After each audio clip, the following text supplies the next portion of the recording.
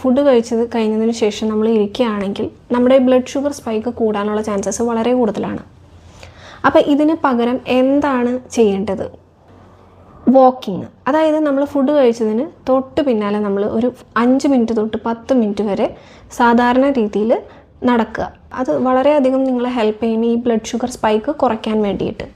അതുപോലെ walking possible അല്ലാത്തവർ, അതായത് ഈ ഓഫീസിൽ ഇരുന്ന് ജോലി ചെയ്യുന്നവർക്കാണെങ്കിൽ വാക്കിംഗ് അത്ര പോസിബിൾ ആയിരിക്കില്ല.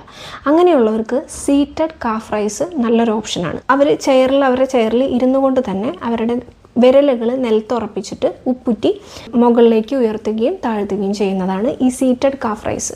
നിങ്ങൾക്ക് യൂട്യൂബിലൊക്കെ നോക്കി കഴിഞ്ഞാൽ അതിൻ്റെ വീഡിയോസ് നല്ലപോലെ അവൈലബിൾ ആണ്.